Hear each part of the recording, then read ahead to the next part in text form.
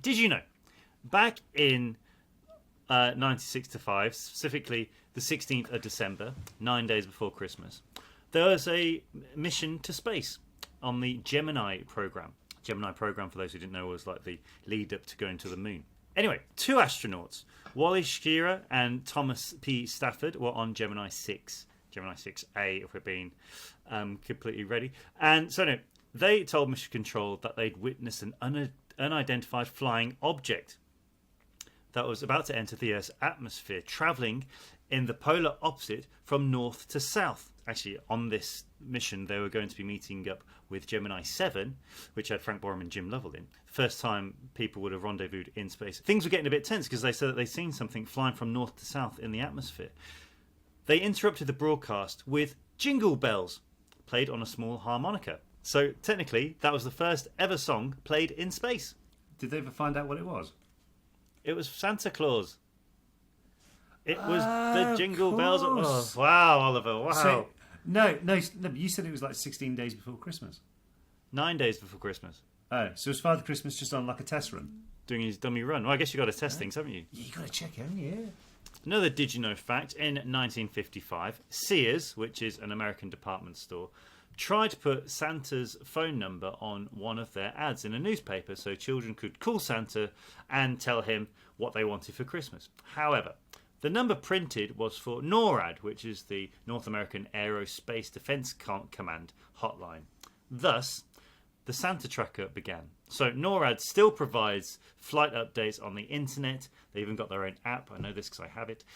TV news and special apps for all over Christmas, so you can literally track exactly where Santa Claus is at that given moment. Well, what we used to do is we'd go to the pub, and there'd be all of us from our school, and we would literally sit around, have a few drinks, talk about stuff, a bit of mulled wine, and every so often someone would pull out the NORAD Santa tracker to find out exactly where he is. And then it would normally progress to, that once Father Christmas had been, we would then someone would normally have a hymn sheet from the church service, Christingle service they went to that day, and everyone would end up singing carols or hymns in the pub.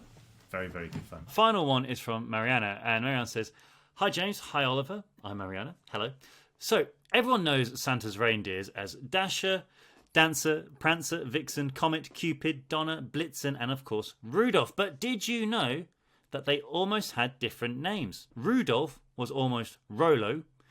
Some of the other names that were considered for this reindeer are Flossie, Glossy, Racer, Pacer, Scratcher, Feckless, that can't be a name, Ready, Steady, and Fireball." That's a bit of a random fact, isn't it? Who decided they had different names? I guess Father Christmas and his elves. Which actually, me saying that, thank you very much for that, Mariana, but that actually brings me on to another random fact. Christmas trees, they're so popular nowadays, and that's mainly because Prince Albert, he was from Germany, but he was married to Queen Victoria here in the UK, and he brought their Christmas tradition of a Christmas tree to the UK, and thus everybody then in the UK started having Christmas trees, and that is why it's so universally popular around the world now.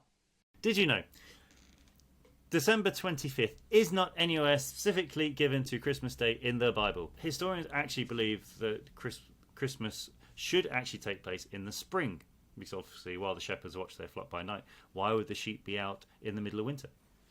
But they reckon that everyone came into this because it was when the festival of Saturn used to happen in pagan holidays, and that was always the tradition for gift giving and things like that, so it was always just tied into that. Is the part of history of why Christmas is in this part of the world where it is. Jolly, jolly good. Well, anyway, guys, on that note, we're just going to say to you, have an absolutely amazing Christmas, a brilliant holidays, or whatever it is you guys are celebrating right now. Slam dunk, are you ready to make me?